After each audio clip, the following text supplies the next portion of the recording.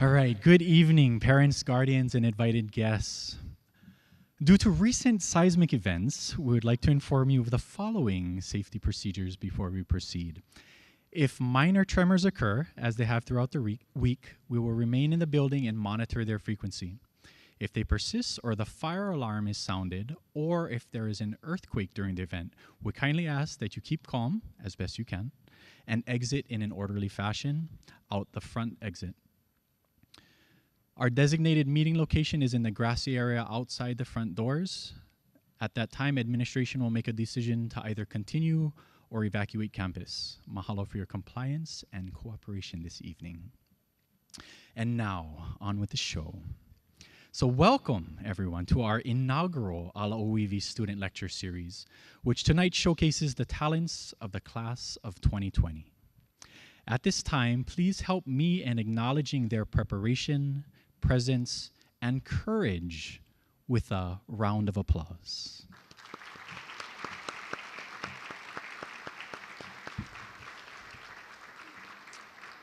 The sophomores and their kumu would also like to recognize everyone in this room for their kokua. Whether big or small, your impact is and was felt and is appreciated. Please assist me in offering a collective round of applause as well for you all.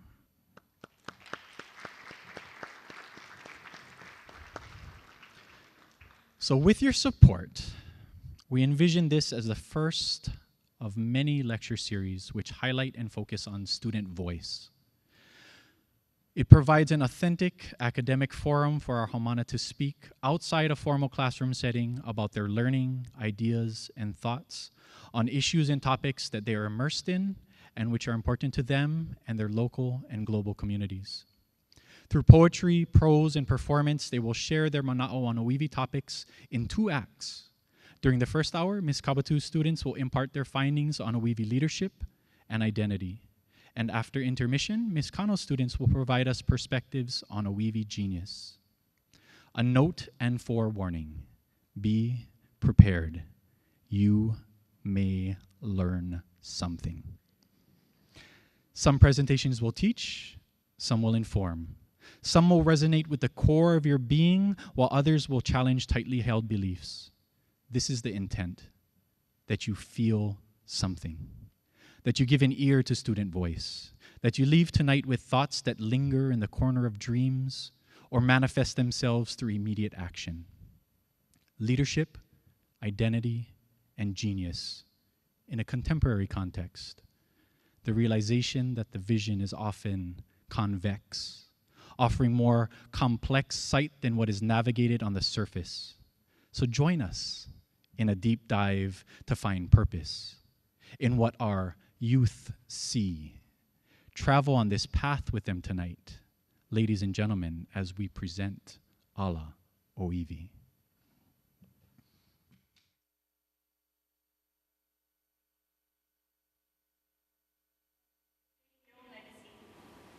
Here I am, the living legacy of Princess Puahi, and all the powerful leaders before and after her.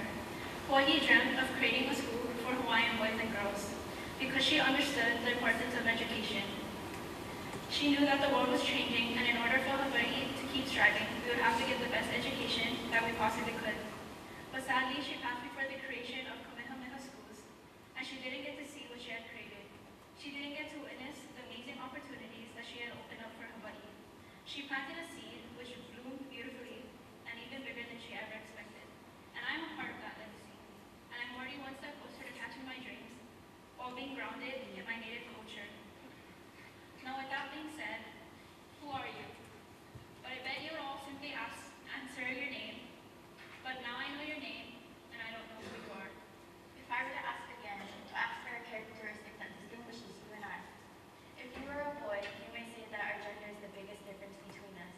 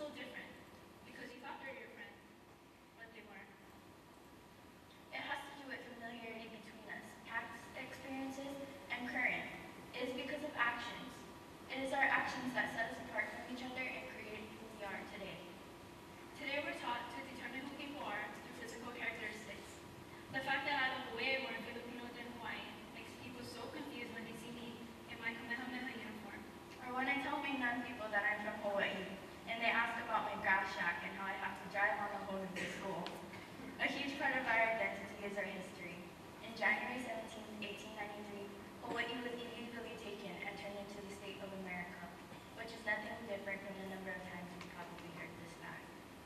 Hawaii has experienced a number of tragedies, from hula and its language being banned, to our population dying out due to foreign diseases. It is the events like this that make Hawaii. We're a bunch of Opihis clinging on to our culture, striving to keep it alive. As legacies of Hawaii, Kamehameha, and all the Ali'is between, we need to understand our past in order to make a better tomorrow. We can't ignore what happened and pretend like everything is okay. We have to stand strong together, side by side, and fight as one. Together we need to strive to keep our culture alive, make it as strong as it once was, to stand tall, strong, and together. Kuha'aheo, e ku'u Hawaii, mamakakoa, o ku'uaina, o ke ehu kakahiaka, o na uiwi o Hawaii nei, no ku'ulahu e Hawaii pau, pa'i o la mau. Au he awale o kopu alikoa o ke ave, ne ko kamalala palula, me ka puhi hewa, alumai, alumai, me ko mano anipo, ka imai ana me na kama a ka helelani. Kuha'aheo, e ku'u Hawaii, mamakakoa, o ku'uaina, o ke ehu kakahiaka, o na uiwi o Hawaii nei, no ku'ulahu i e Hawaii pau, a'i o la mau. Kuha'aheo, e ku'u Hawaii, mamakakoa, o ku'uaina, o ke ehu kakahiaka, o na uiwi o Hawaii nei, no ku'ulahu i e Hawaii pau, a'i o la mau.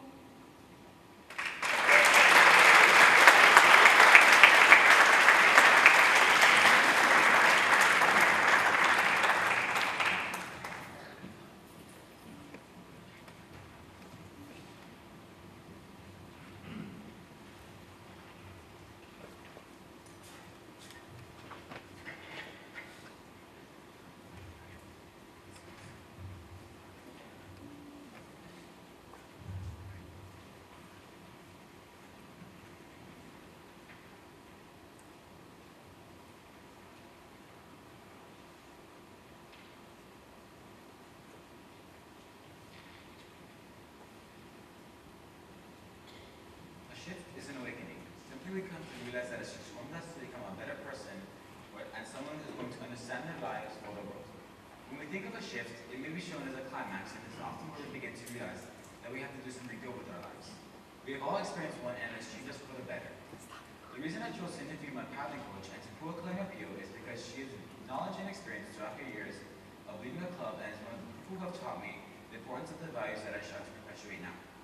Not only that, but she means so much to my values, and I feel that I am indebted to her for making me the person I am today. I chose to interview my grandma, Patricia Ann Solomon, because she sailed the Makali'i, brings so much knowledge to me, and has been a huge impact on my life. She says you have to know where you come from in order to successfully get to where you're getting. I decided to interview my grandma, Francine Bailey, because she is the leader of my family. She is kind-hearted, old-fashioned, and she always teaches us new things. She taught many people, including my mom, how to cook, clean, and nurture, which is passed on to me so I can take care of my family one day. What really fascinates me is how she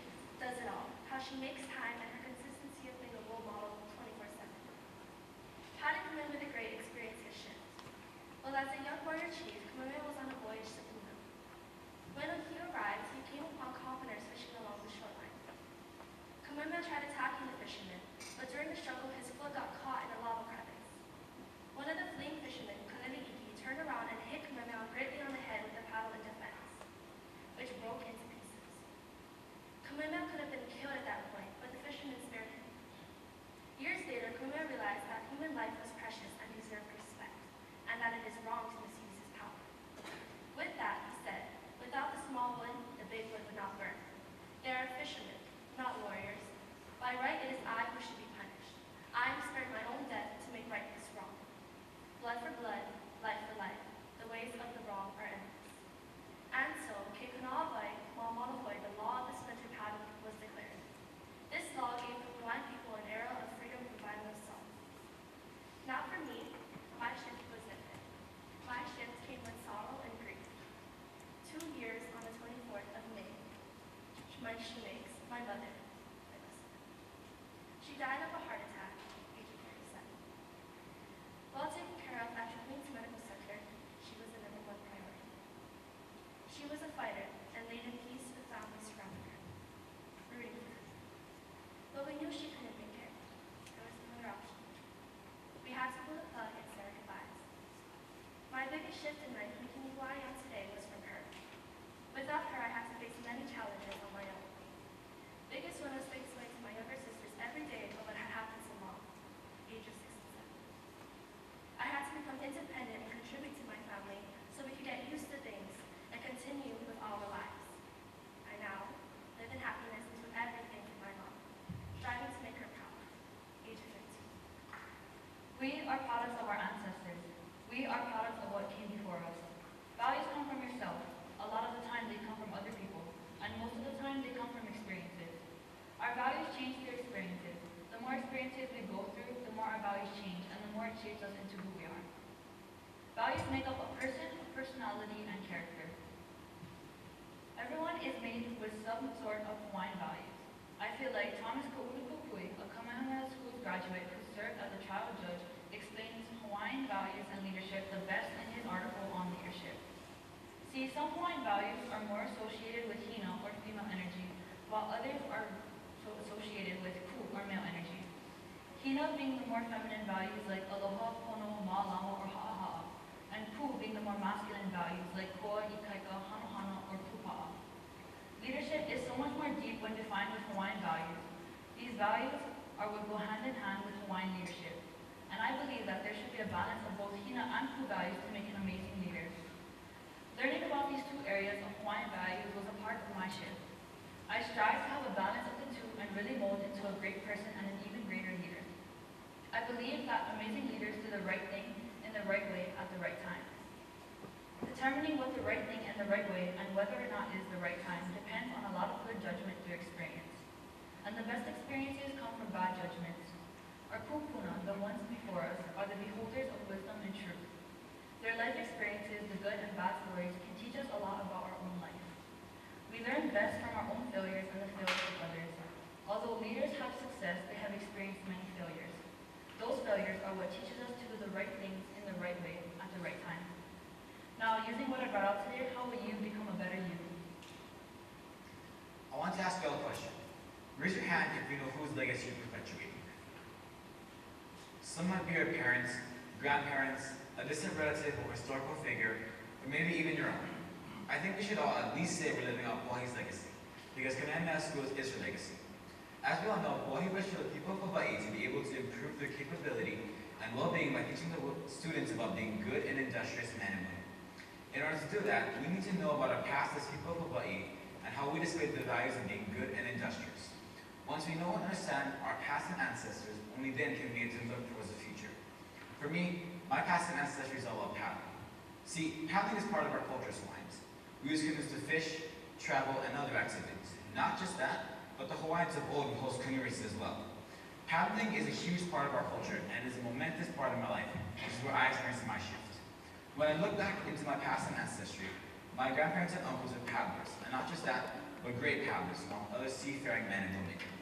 Being able to paddle has taught me to be the person I am today by looking back at my history of great paddlers and seafaring men and showing the rich cultural legacy I have to uphold. While paddling has been an important part of my life, paddling has also been able to teach me about Hawaiian values and Hawaiian leadership.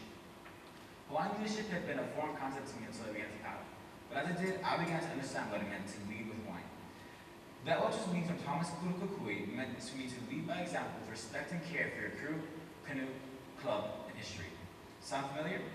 Not unlike what Kamehameha I did throughout his campaign to unite the islands. Since paddling has been such a huge part of my life and culture, it will only make sense that it will come to me to pass it on. I was able to teach young children about the values of respect and care when I first taught them to paddle a few weeks ago with my canoe club, Paddlers of Loch. I managed to teach those children by explaining the values of our ancestors and showing the truth of the rich cultural tradition we have the privilege to practice. This right here is exactly what Hawaii wants us to do. To continue on our legacy as Hawaiians through leadership and respect, while passing on our knowledge of how to be good and industrious. I repeat, whose legacy are you living out, and will we strive to make our own? Thank you.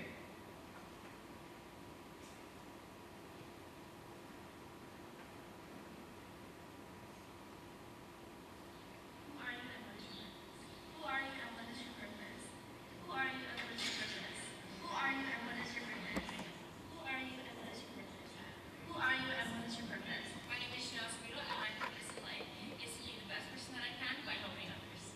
My name is Pua Kalani Pio, and my purpose in life as a teacher is just to help students become the best that they can be. As a mom, my purpose is to make my children contributing citizens to their community. And as a coach, my purpose is to help perpetuate the sport of Hawaiian canoe paddling. My name is Abigail Thomas, and my purpose in life is to strive to be the best and to make myself and others happy. My name is Summer Choi, and my purpose is to go to college, get a degree, and change the world. I am Christian Bader, and my purpose is to live my life and be happy. My name is Malia Taylor Adams, and my purpose is to be a contributing member of society. My name is Megan Maldonado, and my purpose is to take advantage of the education that I'm given and use it to perpetuate the Hawaiian culture and represent my ancestors. Hi, my name is Nicole Bonito, and my purpose is to obtain knowledge everywhere and use it in my everyday life. My name is Tani Bello, and my purpose is to not stand still in society and make a change for the better. My name is Michaela Kawa, and my purpose is to be the best at everything I do. Hi, my name is Jesse James Crivello. I'm a junior here at Canadian Schools, and my purpose is to live life and pursue the happiness. My name is Malik Booth, and I think my purpose in this life is to help people maximize their potential and reach their goals.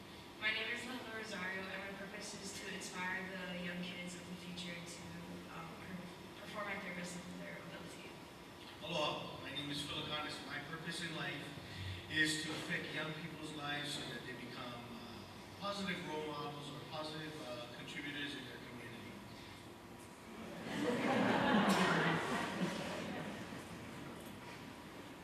My name is Tihani Torrego, and because of my shift, my purpose now is to appreciate life and what it has to offer and give back to my community. My name is Hina Malaila Napua, and because of my shift, my purpose is to travel the world and bring back what I learned through my experiences and educate the future generations. My name is Kamahulu Lyman, and because of my shift, my purpose is to now continue on the Hawaiian legacy and tradition of paddling. Who are you and what is your purpose?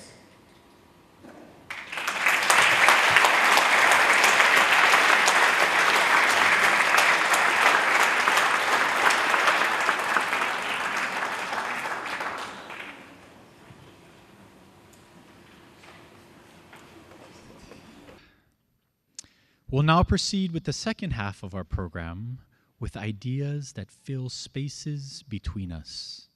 Ladies and gentlemen, we move forward as Honors English presents Oiwi Genius.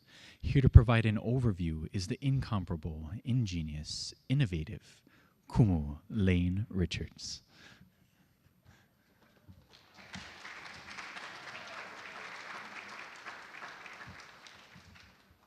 Aloha nui kako.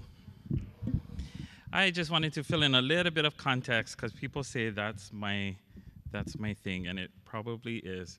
So I just wanted to fill in a little bit of background of this project. But before that, I really wanted to mahalo all of those who made it possible, which is all of you. All of you are here because you helped in some way or another with this learning. And this learning is really important. So I really wanted to start off the student presentations before they start rolling to mahalo those leaders, those Oiwi leaders that we just talked about, and those Oiwi geniuses, and they really are, that help to make projects like this happen. I want to first point out our incredible Oiwi genius, very visionary thinking, Po'okula, Miss Kaihelani Naiolewang.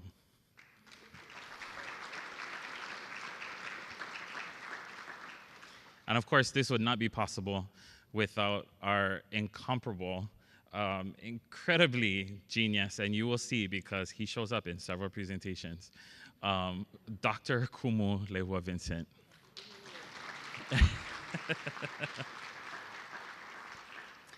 And then I would be really remiss to not mention the collaboration, and this really was a collaboration between high school, and we mahalo the incredible opportunity to collaborate between really two divisions, between Halau Kupu Kupu, our newest division, and between Kulaki Ekie. And so I also need to point out our incredible Oiwi genius, Miss Hau'oli Mota.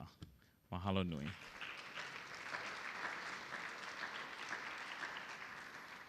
So I just wanted to give a quick background, and really this collaboration was an incubation lab.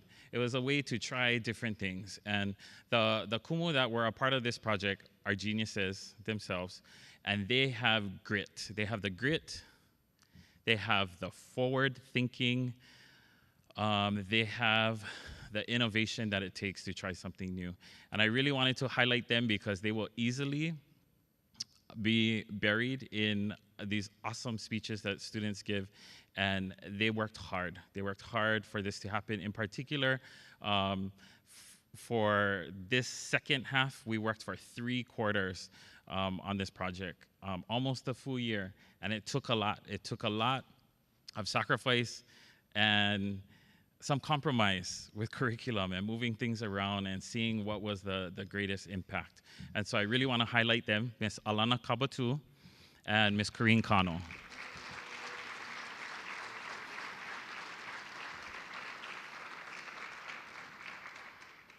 Where's Miss Kano? Did she run away? Oh, there she is. Okay. So I'm also known to be Portuguese a little bit, so I gotta hurry up. They were, I think both had connections to Halau Kupu Kupu in the sense that they wanted to try something new and wanted to look at growth mindset as a foundation that I think we all as Kumu are looking at through AOLA, through our AOLA framework. Alana specifically looked at our Mo'o synthesis framework from Halau Kupu Kupu because we're so fortunate to have her in Kulawaina during the summer. And then Karine looked specifically, Ms. Kano looked at growth mindset and really building that in the classroom in many different ways. So, like I mentioned, we spent 3 quarters on this project, looking specifically at Oiwi innovation and Oiwi genius. What is that magic? What is it, that recipe? Students actually called it a recipe, that model for Oiwi genius. It's something so intangible and yet tangible, and they're going to talk about some of their findings. So really, we went on Huakai, we went Mauka, we went Makai, and in the back, if you have time after, I'll show you the giant uwala. So we went up Mauka, we went to a place called Puanui in Kohala, and we had shoots of a particular uwala, and we planted those shoots at Kumoala to tie Mauka to Makai, and it just so happens that along the same growth that these students have experienced, the uwala has certainly grown, and so it's matured and it's ready to harvest. So some of the uwala on the table, if you're fortunate to try some, is from that experience. So they tasted, they got to plant kanu uwala and then also harvest at the very end. And this uwala is giant uwala, which helps to indicate the growth that we all went through. We also had a number of wonderful guest speakers, from navigators to professors, in many different facets of the community, and wonderful people who took the time to speak to students about Oiwi leadership and specifically about Oiwi innovation and genius.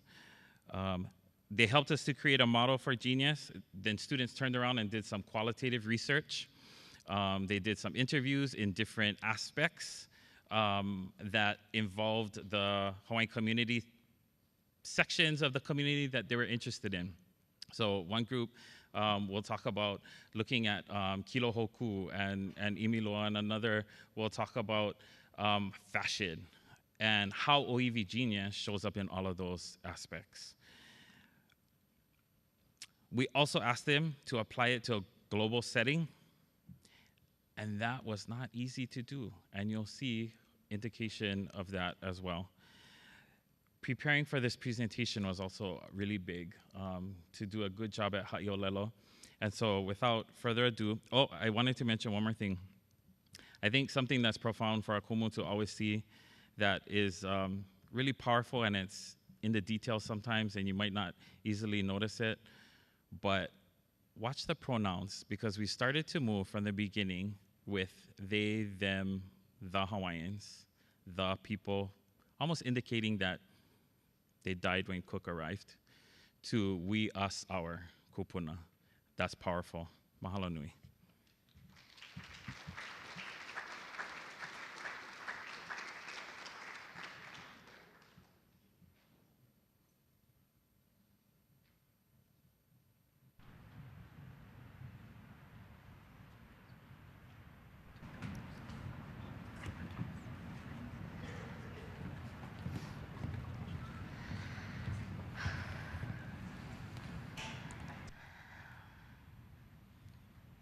E ho'olohe I ka leo o na amakihi. Listen to the voice of the amakihi. Passion is a foundational aspect of Oiwi genius. Drifting in and out of sleep in the back of the truck, cheek pressed against the cold window, my eyes flutter open to watch the sunrise in blankets of purple and pink, draped over the rolling pu'u of Mauna Kea. Catching snippets of conversation between retired federal workers about past coworkers, catching up, and my sister poking me in the side. We pass thickets of gorse and blazing fireweed. Biologists laugh about pranks on interns and grumble about how many sheep there used to be, pointing out small successes in core trees that struggle up from sprawling bushes. They recount the old days, how none of this was here 30 years ago, how they had built a forest out of pasture, wild cattle, and their na'au.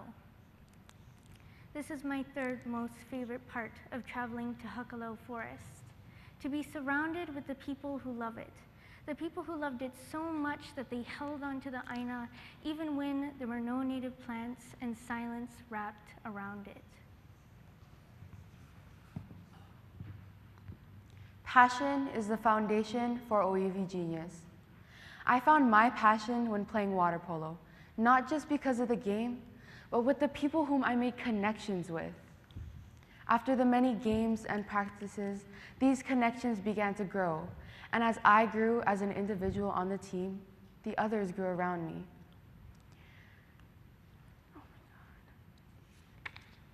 My love for the sport began to grow.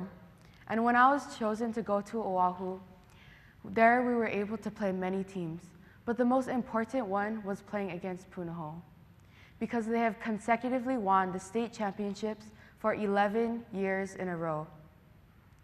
I remember when we were losing about 8-1, and our coach pulled us on the side and he talked to us about playing with passion. He said that we went into that game playing like we were already going to lose because it was Punahou. He said that it's not all about winning, but he said if we put our passion in the game, then we already won. An hour later, when we had to play our next game, every single person who went in played aggressively, and you could tell that something changed. And that something was that we were not playing to lose, but we were playing because we had a passion for the game. Grit is a key component of Oiwi genius. The yellow and green amakihi bird is an embodiment of this concept through its current display of feather adaptation and disease resistance. Second favorite part, opening gates, hopping out of cars, rain-kissed grass, giving way to leather boots and nene goslings. Gray tufts of feathers huddling close to their parents in the crisp morning air, camera shutters poised, entering the forest and bombarded with bird song. Drifting on the ebb and flow of the constant wind,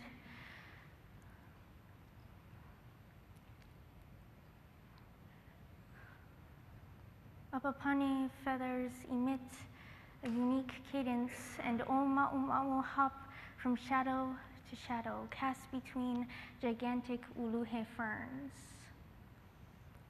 Scarlet Iivi belt out their electronic drawl to the constant beat of the Akiapula'o, pecking away at koa bark, with their peculiar mandibles searching for juicy grubs. Koa moths dance about in the mist above gurgling streams, chasing the twirling and descending trill of the akepa. Changing amakihi feathers rustling against lehua blossoms, dusted in pollen, red eyelashes scatter the ground. Bills sticky with golden nectar and kino nourished. Satisfied, it chirps out its unforgettable song, while Keikiohi'a strain upwards towards the sky, reaching out for the sun, rooted in fallen nursing logs, centuries old. Dewdrops trace leaflets, slipping effortlessly into the soil. Nananana makaki'i cling to green underbellies, and wolf spiders hide in porous stones, laden with honey-colored crescent-shaped leaves. Constant struggle and resilience, the apex of beauty in Hakalo. Everything flows together, relies on one another, and adapts to the changing seasons, and I am extremely lucky to be able to soak it all up, to become a part of it, to not disturb it and simply enjoy it, to be endowed with the mana of Hakalo. I can feel the forest breathing, and I know that it is alive. Grit is in the hearts of those who know Oiwi genius. Grit is a term that many of you may not have heard, but it is something that resides in me every day. Determination. In my years of swimming, I was always discouraged, never quite being able to keep up with the others.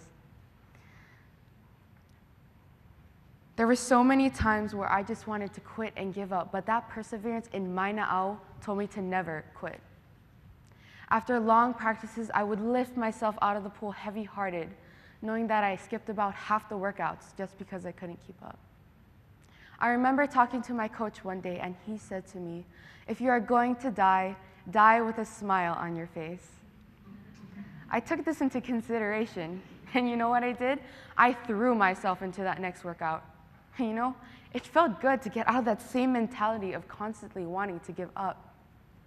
And after that workout, I did die with a smile on my face.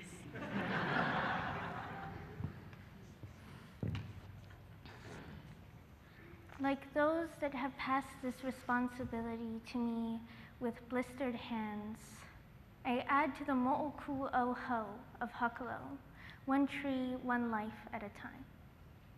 Favorite part, to care for the aina and fulfill my kuleana towards it. Weighty pick and shovel to clear the sun-bleached pasture. Kneel down and till the earth with my hands, turning big scoops of soil in my arms.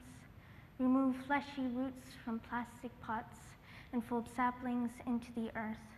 Feed it vai whilst whispering spells of encouragement and good wishes. E ho'olohe I ka leo o na amakihi. Hear the cries of the amakihi. Kuleana, grit, and passion. These three attributes have built the foundation for Oiwi genius. Through our stories of kuleana, grit, and passion, it has led us to exemplify a new type of genius, and that is Oiwi, or cultural genius. Hawaiians are Hawaiians because of the land. This quote has led us to fulfill our kuleana to the land, while grit and determination never lets us back down. We wouldn't be standing before you folks tonight if we did not possess a passion and admiration for the aina, which has granted us different perspectives in life. E ho'olohe I ka leo o na amakihi. Be like the amakihi. Throw yourself into everything that you do with passion, purpose, and most importantly, stick to what really matters. Mahalo.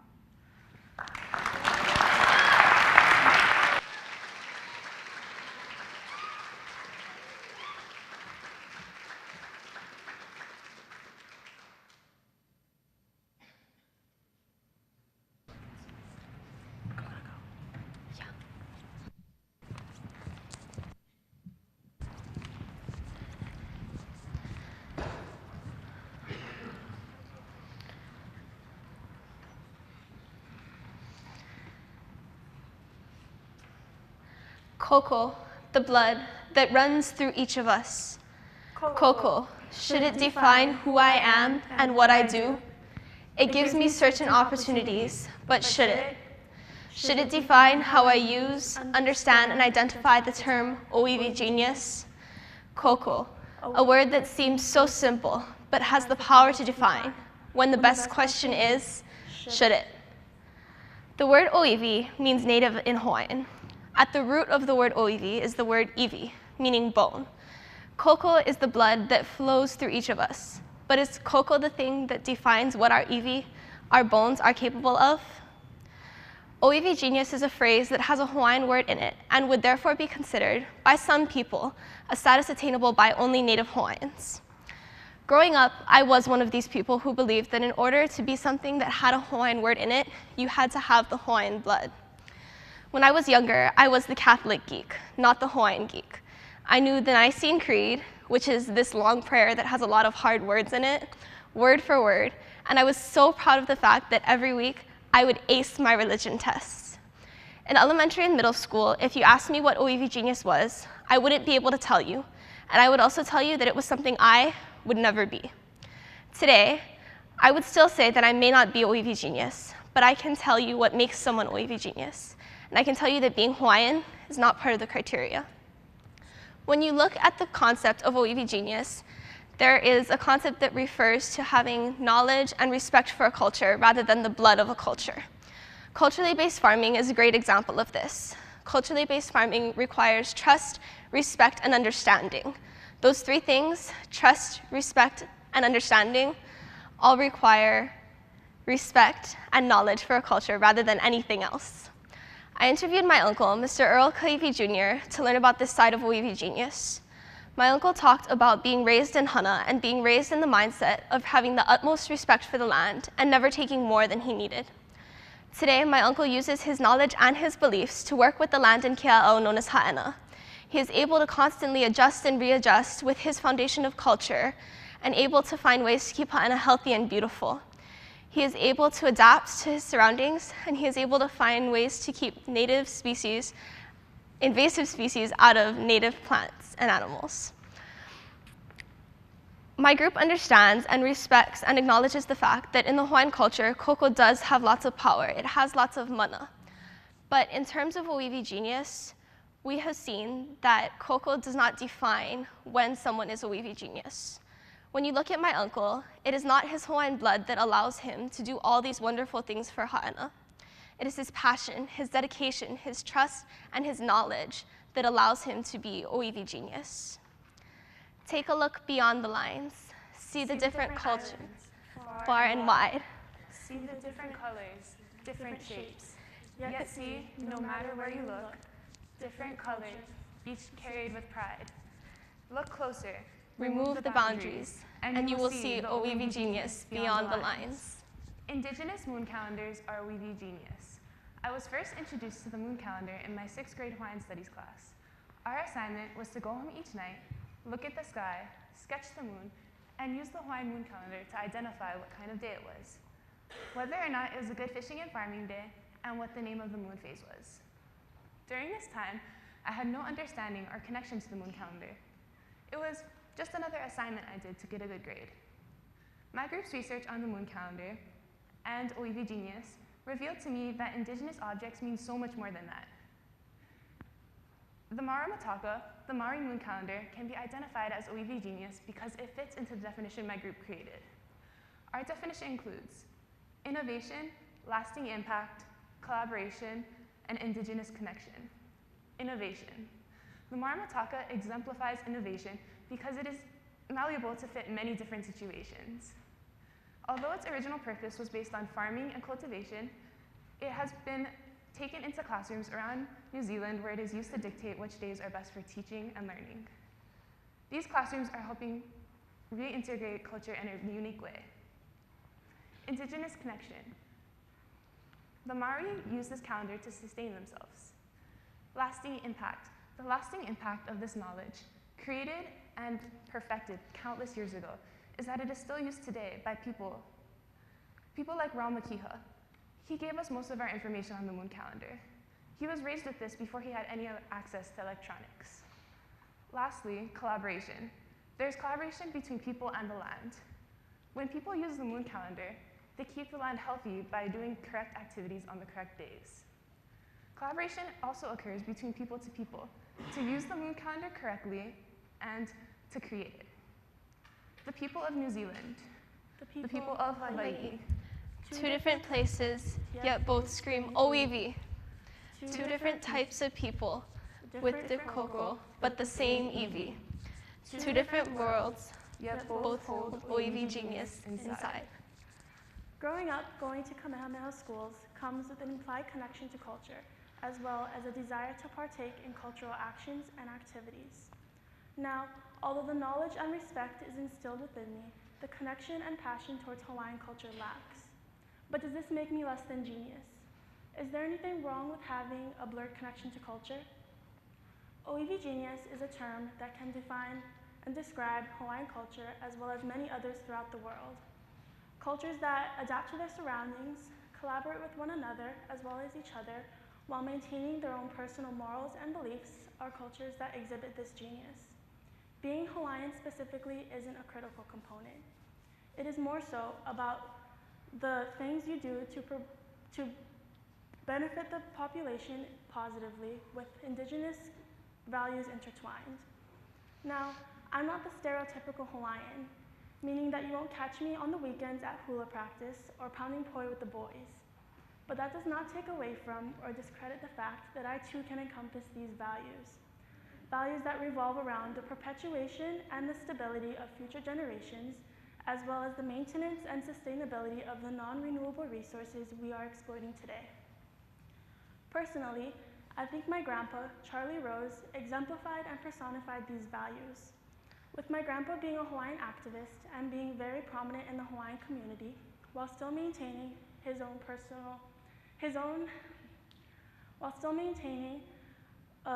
open mind towards those who are not of Hawaiian descent, I was exposed to a different way of viewing and defining my culture.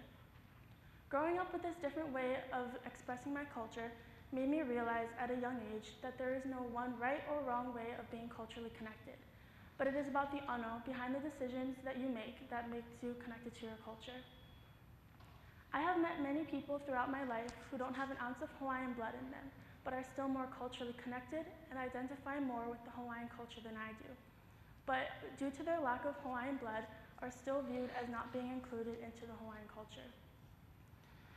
In the future, when blood quantums are virtually non-existent, it's the people who practice the culture that'll keep it perpetuated, not necessarily the people with the blood of it.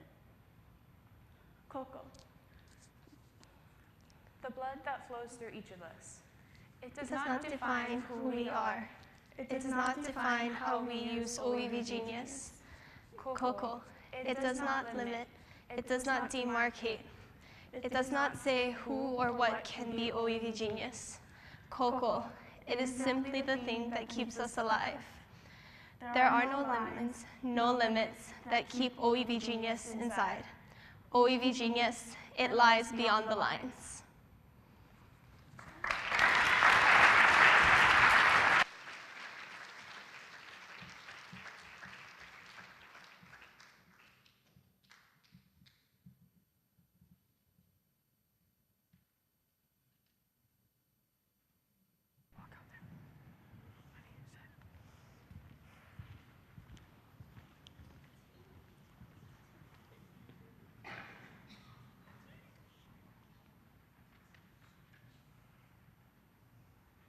At the ripe age of 8 years old, my parents told me that soon we would be moving 3,000 miles away to an island in the middle of the Pacific Ocean.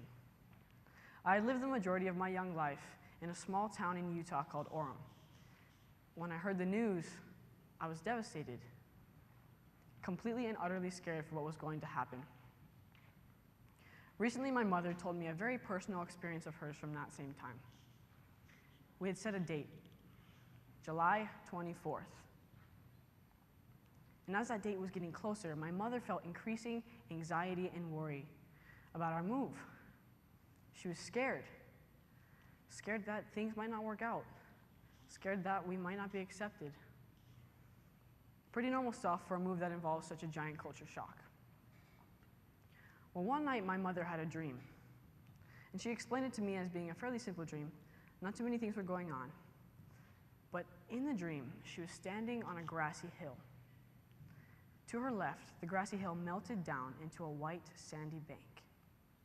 The beach stretched on into the distance, with dazzling turquoise waves lapping softly on the shore. Straddling the line between the white sand and the green grass was a white house, and my mother noticed something to the right of the house. To the direct right was a small plot of land, a patch of tilled earth, a little garden. And in this garden were a bunch of corn stalks. They were growing at different stages of height, you know. Excuse me. And my mother, they were growing at different stages of height. And my mother stood there, and she couldn't understand it. How in the world could corn, a Midwestern crop, grow, better yet, thrive in that soil? That close to the shore, the soil would have had to have been sandy and shallow, not a place for crops to grow. And yet, the corn was thriving. And that was the dream. After some careful pondering, my mother, sorry, I'm kind of getting over a cold. After some careful pondering, my mother realized she understood some of the main components of the dream.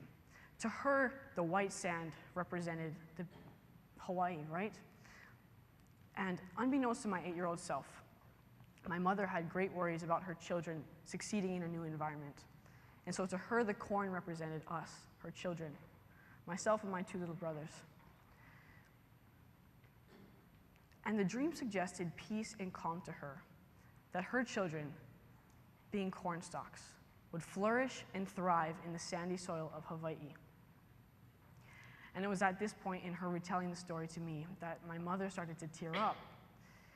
Unnoticed by her at first was another little garden, kind of in the back right. And in this garden were tiny little corn shoots. And my mother said to me with tears glistening in her eyes that she finally understood what that meant 5 years later. And that was the time of the birth of my baby sister. What Teague just shared is an example of Onehano. Translated literally, that means the sands of birth, and it's a Hawaiian ideology of poetically describing where one comes from. Teague's story is one of a small town boy going from the middle of America to the middle of the Pacific Ocean. My story is a little more mundane. Ever since kindergarten, my life has been a running loop of the same events over and over. If you were to look in my closet, you would find a bunch of blue shirts emblazoned with the majestic picture of King Kamehameha on it. To break that monotony, I would go to stories, because I was born reading. Even from a young age, I was able to understand that stories are the bridges between the ordinary and the extraordinary. The story of the corn foreshadowed the birth of my baby sister as a child of the sand. In the true spirit of Oiwi genius, Teague's mother was able to look past the surface of the dream and get faith, determination, and the feeling that everything would be okay for her family. Now you may be wondering, what exactly is this term, Oiwi genius? Well, rest assured, we don't know either. No, I'm just kidding. But the term is one that necessitates a personal definition. And it's for that reason that we aren't going to give you our definition, but we're going to give you some things to think about as you make your own definition. When we think about plain genius, or rather, genius from like a Western perspective, we can think about the brain, right? The place where we think. When we think about Oiwi, we think about our na'au, in our piko, our intestines. In Hawaiian thought, the na'au is an extremely spiritual component of the human body. We are guided by our na'au. In our na'au lies our connection to our culture and our connection to the aina. Our beloved Kumalehua defined Oiwi genius as being able to use my na'au to guide myself forward. Our na'au houses our Oiwi-ness. Oiwi genius is the ability to use both the brain and the na'au in tandem.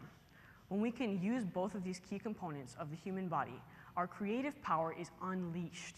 Our thoughts become more than thoughts. Our ideas become more than ideas. And our understanding of information becomes much more meaningful and powerful. Now the question is, how do we bridge this gap? How do we allow the two to work together? And that lies in mo'olelo. Mo'olelo is critical to both sides of Oiwi genius. It is what bridges them together. Nainoa Thompson said, the reason why mo'olelo is important, the reason why the story form is important, is because it's about people, it's about time, it's about place, and it's about relationships. Dr. Kendall Haven, a world-renowned neurologist of story, explained to us that our brain is literally hardwired to think in specific story terms. Over 150,000 years ago, before written language was ever a thing, we depended on oral storytelling to pass on important traditions and stories. This dependence, over time, rewired our brain to think in ways of stories and understand things through a story. So why are stories so powerful, right? Well, because what we call effective story structure perfectly matches the demands of the neural wiring in your head. We are hardwired to make sense of the world in story terms.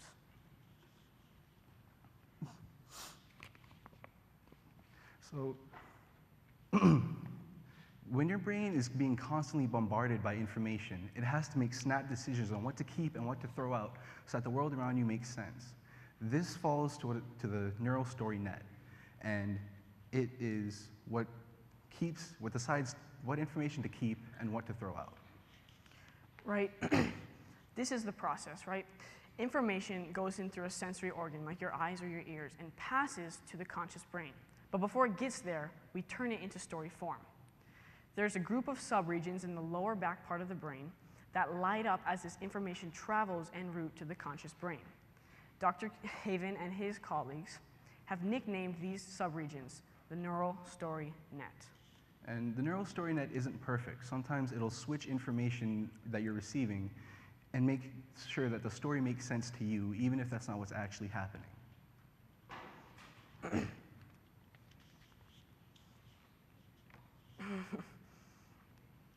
That's why it's so much easier for our brains to understand story. Because the part of the brain tasked with making sense is already programmed to make sense of story. This shows that even from a Western standpoint, mo'olelo, stories, are still so powerful. And that's why it's the bridge between the brain and the na'au. Now that we've kind of explained how Oiwi genius is the ability to use the na'au and the brain in tandem, and using that as a way to access a different kind of experience, a different stage of the human experience. The question is, how do we use that experience, that creative power, for good? Well, we can turn to the stories of our ancestors, the ancient Hawaiians, and see how they use mo'olelo as a tool for good. Ka'olelo is the ancient Hawaiian art of oration. Ka'olelo literally translates as to fence with words. There's this great mo'olelo about a chief named Na'ili using mo'olelo as a tool to influence others and to bring about great change. The story starts like this. A long time ago, there was a great battle between the chiefs of Maui and Hawaii against Oahu. The two main contenders in this war were two chiefs, one named Alapa'i and the other named Peleoholani. Na'ili was a chief of Waianae, and he was said to be Kekahi Kanaka Akamai I Ke Ka'olelo, a person skilled in oration. Now, Na'ili was able to put a pause on the conflict and bring the two sides together to negotiate peace and not just a ceasefire. He did this through his knowledge of Kaka'olelo and went back into a mo'ukuauhau that showed the two sides were related far back.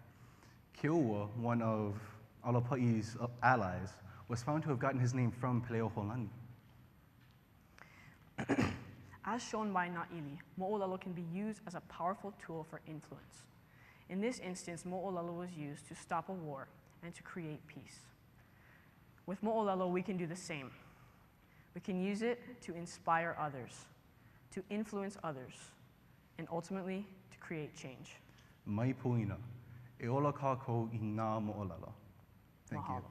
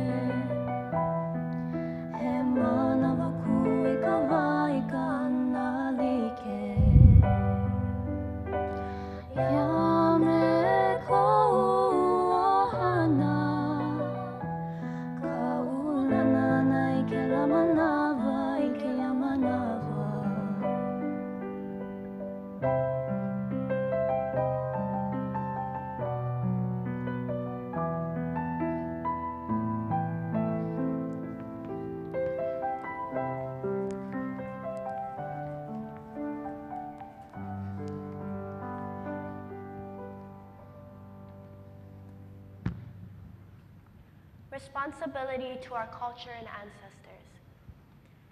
Take care of yourself in order to take care of the land. Embrace your roots. A moment shared with our ohana, weaving together then and now. We created that mele and hula as a form of storytelling that keeps us connected to our culture. We incorporated the values of our design while also utilizing the gifts we possess. This form of storytelling is not only present in performance, but in fashion and design. Ever since we were young, in the beginning of the school day, we were prepared to do our oli. We were imbued with this morning protocol, a line of communication that connected us to our kumu and unified our voices. We asked to be welcomed, to be accepted, and to be granted the opportunity to learn. This was something I never questioned. It was an implicit understanding that connected pupil to advisor in a culturally rooted environment. This connection and this understanding gave us the impetus to drive our insight. It demonstrated how we are the ones responsible to chase after the knowledge presented to us. Oiwi genius is something we must embody. It can be initiated by a thought, a moment, an experience, and essentially it is recognition. It is the ability to recognize your roots as a Kanaka Maoli and have that inner drive to take action. We are a vehicle driving along a path named 21st century. And on this road, there are foundational pillars that allow us to curate ourselves into the effort of our lahui. These pillars are meant to be our grounding. They can symbolize olelo Hawaii, a sense of place, or even a certain cultural practice. A pillar is stability. We're meant to allow these pillars to not only represent the boundaries of where we have been, it also represent where we can go. It's about mentality, intention, and effect. It is a way of allowing our beliefs to shape our reality in the most culturally related way possible. When speaking to Kuha'o Zane, a renowned entrepreneur who is devoted to spreading the Hawaiian culture through Hawaiian clothing, he expressed something that really resonated with us. He shared that as an individual, a person needs to be an intentionally good and open canvas so that these genius moments will continually be served to them. He put into perspective how it isn't always chased down, but rather intuitively recognized. I feel that we've been ingrained with this understanding from the very beginning. Our school allowed us to practice oli and mele in the classroom, collaborate with one another in the mala, and reflect upon our contribution. Most importantly, however, it emphasized the importance of knowing your role and recognizing how you're a part of something greater than yourself. Aloha pumehana kākou. O wau o makena kala'i hiwet, aia au makapapa umi, noho au ma ku'u aina ho'opulapula ma Keaukaha.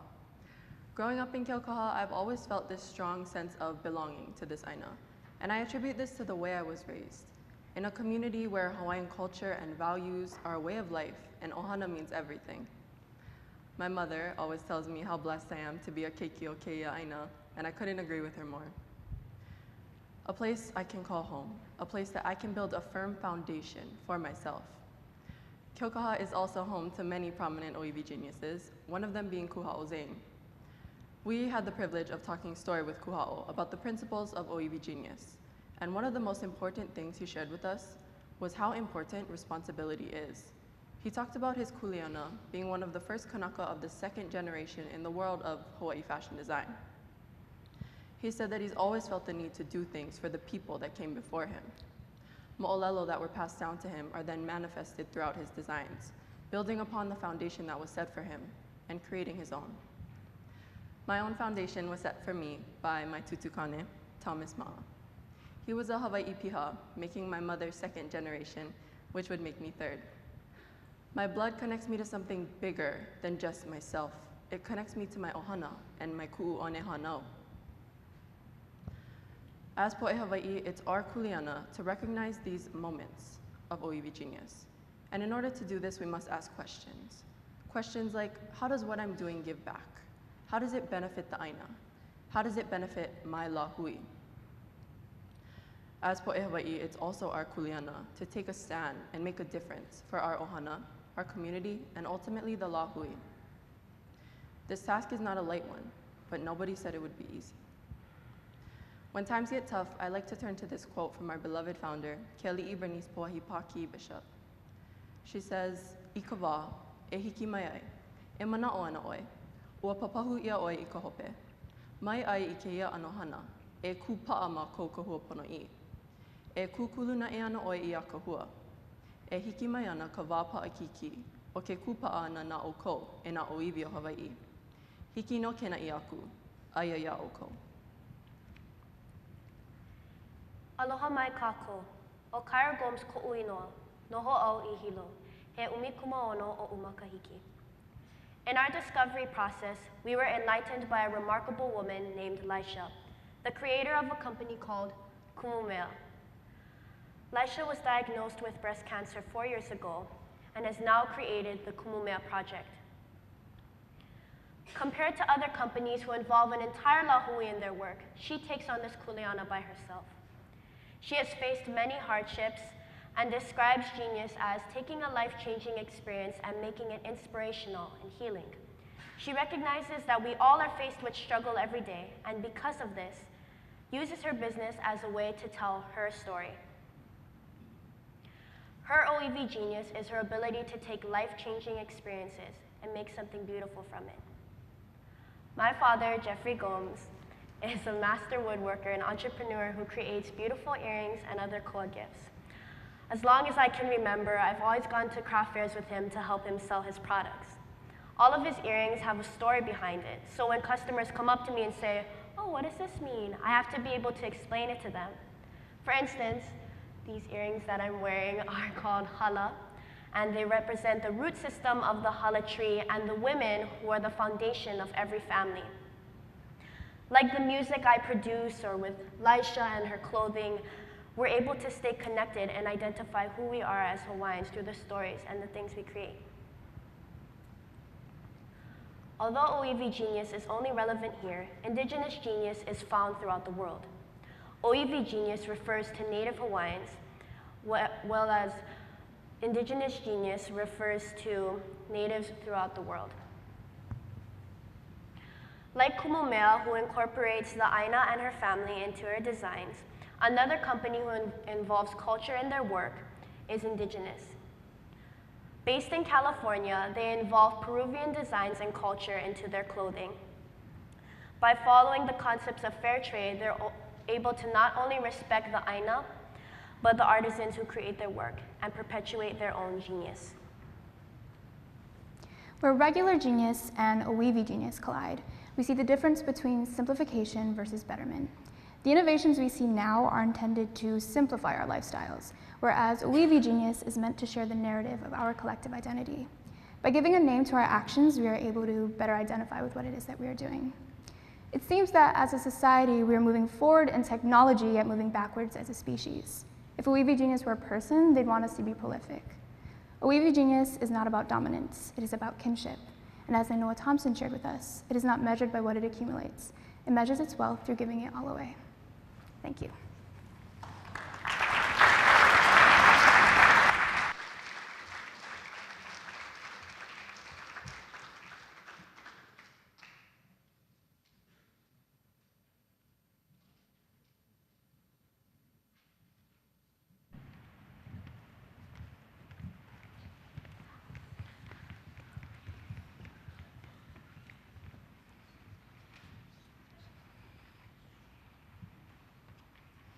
As children, we danced on the playground. Pink and purple dresses to match our crowns we placed on our own heads.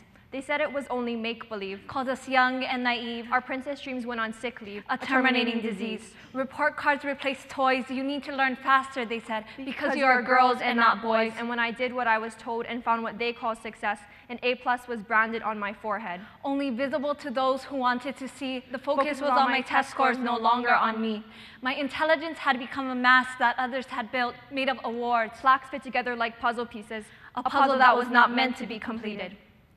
We are all similar in that way, a smaller part of a much bigger picture. One that we do not have the choice to be a part of. We remove our crowns because they say it's for the best, because we are puzzle pieces, only made to fit in with the rest. The two of us go way back. And when I say way back, I'm talking about the days we were princesses slaying dragons, when we were Power Rangers fighting all the evil monsters, but most importantly, the days in which we became best friends. Both of us having been accepted into Kamehameha schools in preschool and then in kindergarten, we walked quite similar paths. Kamehameha was like a golden gate, and when we stepped into it, a strong foundation began to form. We were suddenly in a world rooted in Hawaiian culture and traditions. With each grade level came a new challenge, challenges that forced us to step out of our comfort zones and take risks. Although we didn't know it at the time, these struggles would help to shape our perspectives and worldviews. Okay, let's flash back to preschool. Although Tabitha had gotten into preschool a bit later, I still remember the day she became my hero.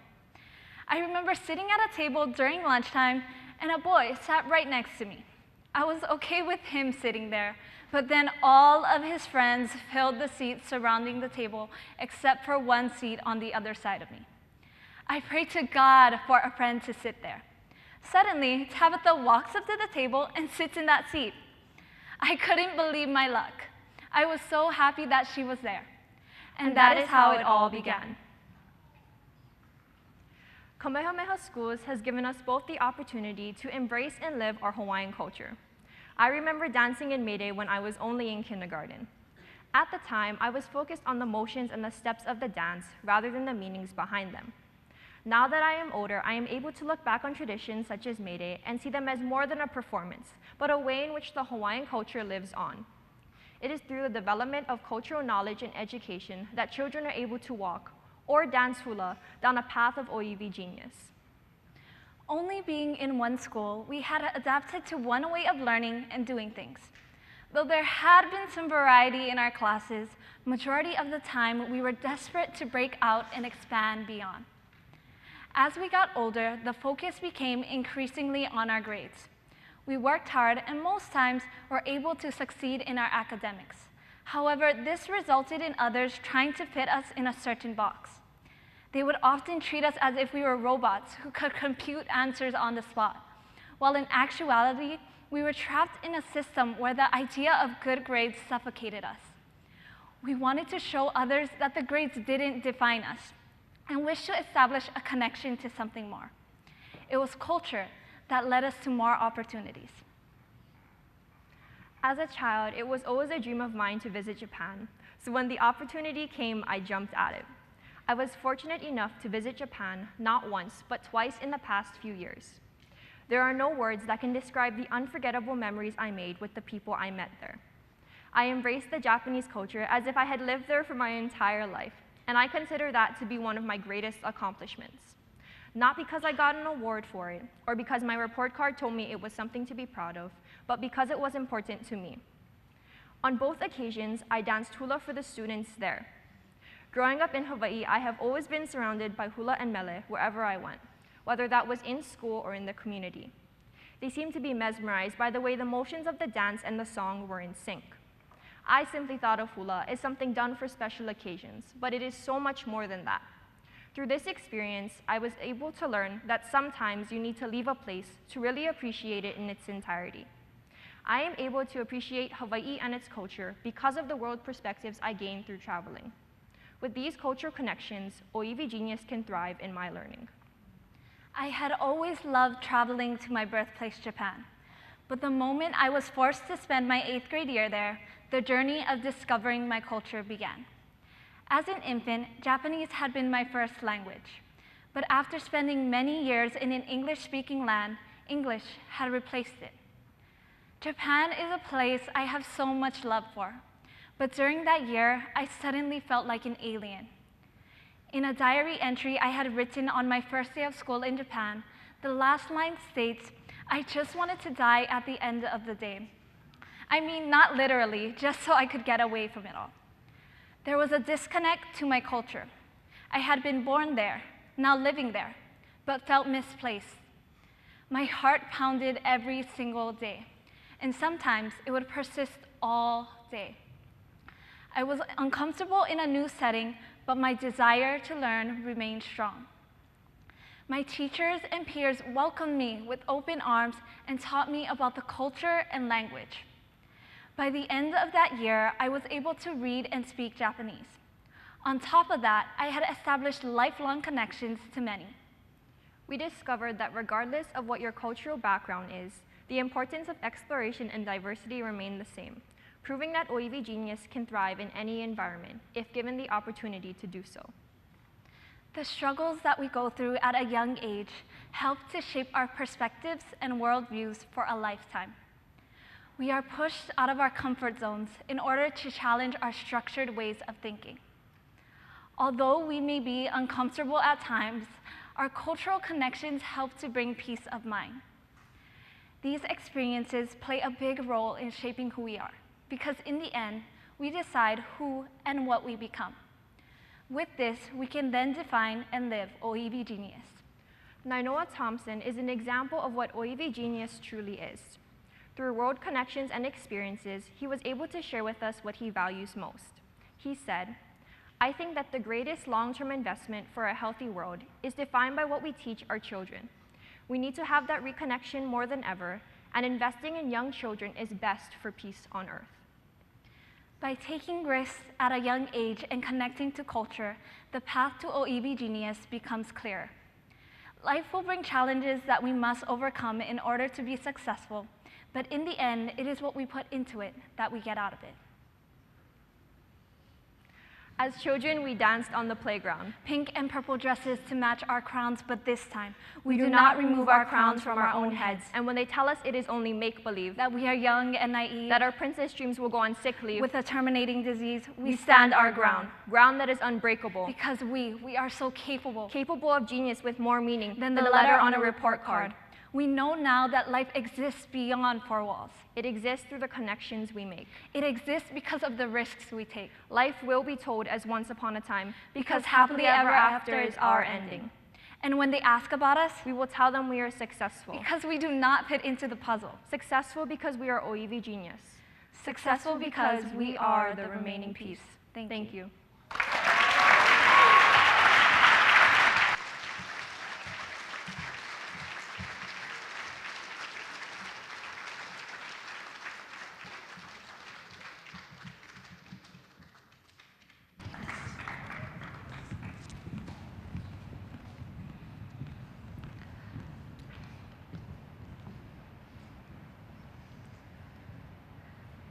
Hula hui, mo keiki o Hawaii nei. Look at them, up on our sacred mountain. They use big mirrors and metal structures just to look up.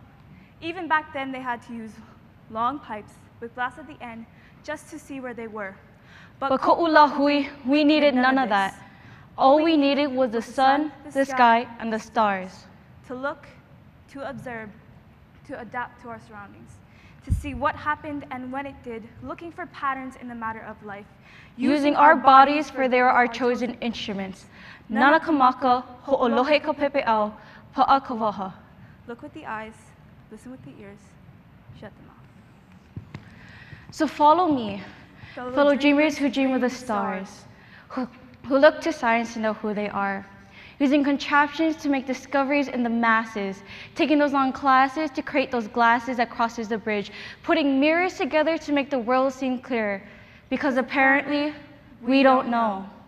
We don't know the simple things in life like where we came from or who we are, so to do so we look up to the stars because the stars hold the answers to the never-ending questions we use as an enhancer to make the world seem worldly and myself seem like me. So use this contraption that we made where we gave it the name telescope.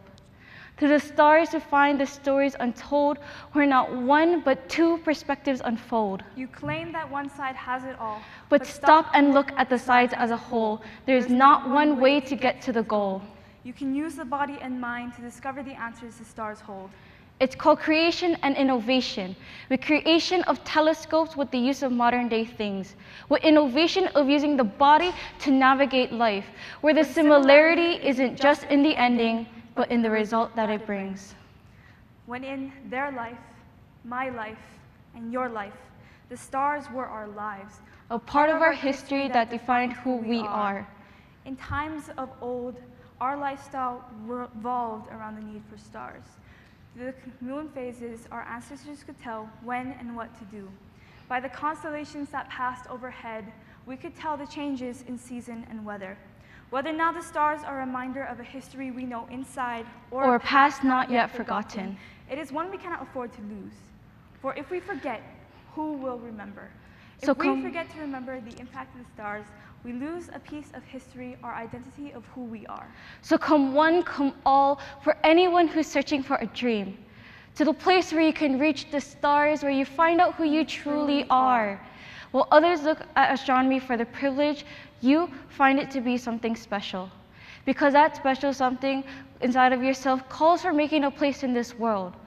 It's called the astronomy community, where solutions become discoveries, where your learning is put to the test, not for the sake of it being learned, but bringing people together to solve problems.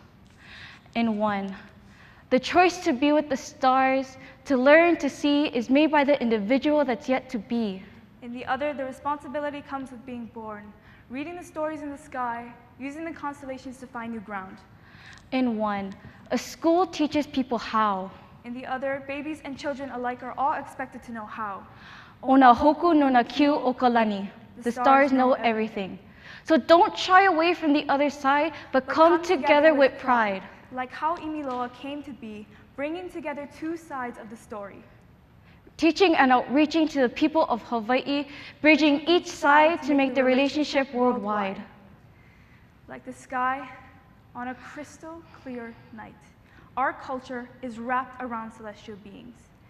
Everything we did had a purpose, a place, a meaning. Our ancestors used the stars to navigate between great distances, to farm and to fish on the right nights, and to tell the seasons passing.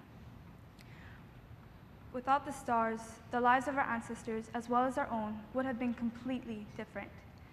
The stars is what has kept us going for generations past and generations to come. And it is what we should remember to keep and hold deep in our na'au. For it is one of the connections that link us to our ancestors and sync us together.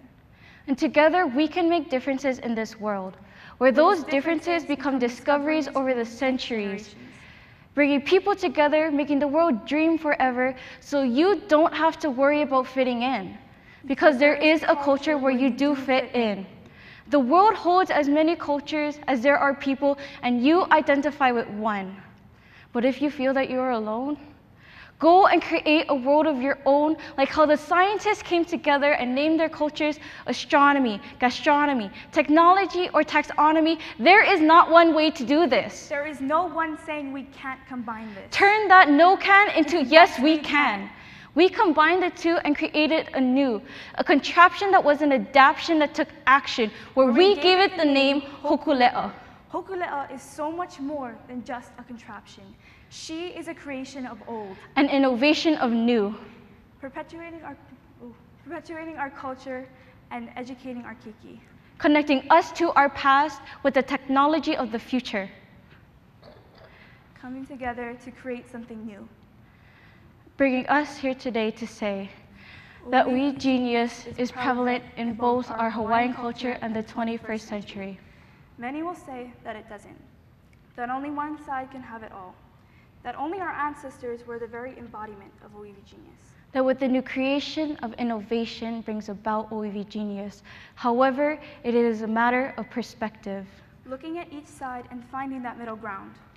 This project is proof that you are able to bring these two sides together and create something new. We have interviewed many people who represented both sides, giving us information and mana'o, perspective and ike, making discoveries about this term that nobody has heard before. Where we aid and create our own definition that reflected our innovation. Oiwi genius is when a person or a group of people see a need for change or a problem in their community. They create an innovation supported by grounded values, where over time its value impacts the community and becomes a genius idea. Au ikekai, mehe manu ala. Cross the sea as a bird. Follow the guide of our ancestors. And make the next discoveries called Oiwi genius. Mahalo.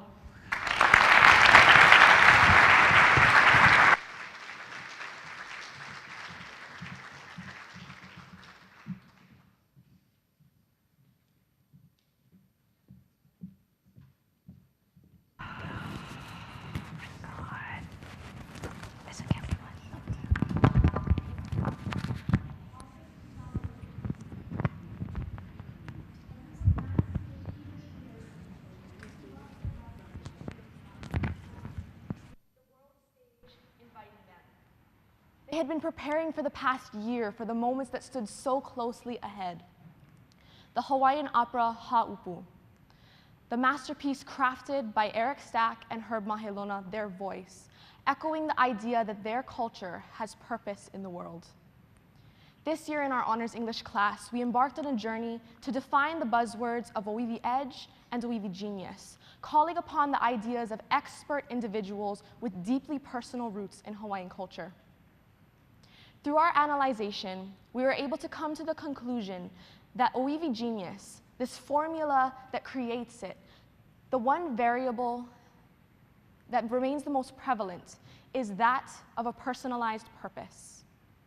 However, the unfortunate truth is that many people, both in our kula and in our communities, live a lifestyle that is void of this purpose. I was one of these individuals. I had been given opportunities to connect with my culture, but oftentimes it became the worksheet placed upon my desk, a piece of superficial information completed with the hopes of getting an A. But why would this be what culture is for me? What was stopping me from developing a meaningful connection to my culture? We go to the fish ponds and we work in the mala. We celebrate Hawaiian traditions and speak the language of our ancestors because that's how we're taught to connect with our culture. Memorize the oli and the genealogy so we can stand before society chanting, I am Hawaiian. But our culture is so much more than recreating what those before us have done. It's a matter of gaining perspectives and historical understanding so that we can move forward guided by the ideals of those who came before us. And that is the aspect of culture that's lacking. I was lucky enough to find my passion and my purpose through the performing arts. My performing arts journey began in 3rd grade with the production of Annie on this very stage. I was fascinated by the ideas of sharing my love for acting, singing, and dancing with an audience that was much larger than simply my family and friends. Fast forward to the 7th grade. All grades 7 to 10 were given the opportunity to audition for a cast of students that would present the show Ha'upu in Scotland at the Festival Fringe in the summer after the next year. I jumped at the opportunity, and upon securing my spot in the cast, I came to realize that I had also secured a spot in an ohana that would change my definition of culture forever. But if you're not one of these few, you must conform to the single mold of culture forced upon all of us. Our school sends us to the fish ponds with the hope that shoveling sediment from the bottom of egg-smelling water will allow us to connect with our culture, forgetting that it is a service learning project. Even within the classroom, culture transforms itself into a piece of paper done in addition to classroom learning. And after the worksheet, we quickly move on, neglecting to discuss the importance of what we just did, abandoning meaning and purpose that underlay powerful cultural themes. Inside of the classroom, we can romanticize what culture means for us. And this is part of the reason why I didn't feel connected to my culture. I had idealized my kupuna. Everyone always tells us your ancestors were so smart. They could look at the stars to navigate the sea, observe the sky to predict the weather, and name so many different winds. My kupuna became the external force driving me forward as I thought, this is what culture is. And if I cannot recreate these practices, then I am not Hawaiian. But simply by being here, the beliefs and values we hold true within ourselves contribute to the collective whole of our Hawaiian culture, whether we acknowledge that or not. So just as our ancestors knew who they were, we need to be able to define who we are, and that can only come from within ourselves. Before I was part of the Haupu cast, I never viewed myself as this extension of these ambiguous kupuna geniuses that we so often admire. However, it was because I was not a main character in the cast that I was forced to create my own personal identity for myself within the show. This was all in order to create this show to be accessible to an audience that knew virtually nothing about our culture.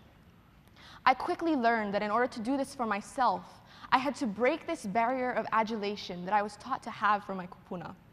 So often, we are told that our kupuna are these perfect individuals, that we forget that they are merely humans, that we're making choices, just as we are today. Therefore, it was when I was able to humanize these people that I was finally able to see myself as a part of the larger whole that is our culture, rather than simply just viewing it from an outside perspective. The pictures behind me show how through this project, we were able to successfully integrate culture into our learning. For one of the first times, field trips became more than just service. We were encouraged to question and to think while working. We discussed the importance of being there and the significance in the symbols residing in the mo'olelo of that place. Back within the classroom, we used these field trips as an impetus to spark our thinking, allowing us to develop strong connections between hands-on cultural experiences with in-class thinking and discussions. Engaging with the Aina in this manner allowed us to find purpose and meaning in our culture. One of the most important takeaways and memories that I took away from our Haupu journey and our Scotland experience took place before our first performance. I remember we were all standing in this dressing room that we had, holding each other's hands, getting ready to pule. And I remember Mr. Mahilona said, "Hawaiians live and have lived always feeling like somehow we don't measure up to the rest of the world. That somehow our culture only matters to us in Hawaii on our tiny little islands. But here we are on the other side of the world, and there is a room full of people who are excited and happy and feel grateful for what we have to offer. We measure up, you folks. We measure up, and that's the point. Don't have to be shamed to be Hawaiian anymore." It was at this point that Mr. Mahilona voiced the collective purpose that we had for going to Scotland. It was in this moment that we were all able to connect with each other. It was not a purpose that was spoon-fed to us throughout our journey. It was a purpose that was created in each of our na'au as we poured our passion into this endeavor. Our culture is like a continuum. On one side, we have thousands of years of culture, traditions of people before us traced back in the Kumulipo. But the other side is us. The other end of the continuum is now, and it is forever moving forward. In order to bridge the two ends, we have to understand the practices and the history of people before us. We have to synthesize perspectives and intertwine that with our own experiences to determine who we are and what being Hawaiian means to us. One of the many words we hear on campus is Oiwi edge. And at the start of this project, we all thought that meant being on the forefront of Oiwi genius, constantly using culture to propel the Lahui forward. But our research leads us to a different conclusion. Perhaps the edge is not in the front, but in the middle. In one of our interviews, a teacher shared that there is Hawaiian ancestral knowledge and contemporary learning. The two need to be balanced, and neither can outweigh the other. So what if the edge in Oiwi edge represented the space in between these two schools of thought? What if Oiwi edge referred to our ability to connect the past to the present, using mo'olelo and mo'okuauhau to guide us forward? The best way to view this idea is with the metaphor of a tightrope. On one side, we have the traditional ancestral knowledge, or ike kupuna, passed down generation after generation to us. On the other side of the tightrope, we have the contemporary learning, the 21st century skills, the ways that our teachers are taught to teach us. However, living on either sides of this tightrope is very detrimental to the idea of transcendence to Oiwi genius. Therefore, Oiwi edge is the tightrope in the center. So one might ask, how is it that we remain balanced on this tightrope? The simple answer is being grounded in a personalized purpose. Your personalized purpose, propelled by whatever your passions are the balancing pole. This balancing pole centers the individual, allowing you to walk that tightrope, allowing you to transcend to the level of Oiwi genius. It is when Oiwi Edge takes on this meaning that it empowers us to dive into the world of those who came before us and the world of what is yet to come. To create our own mo'olelo. To create our own legacies. To forever walk the tightrope. Mahalo.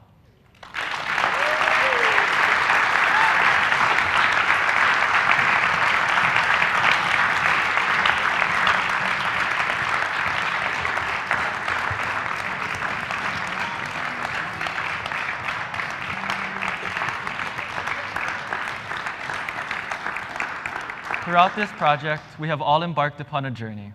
Both as individuals and groups, we learned of the importance of grounding ourselves in the stories that have permeated through time. While not all of us enjoyed this project, we can certainly agree it has given us the chance to grow.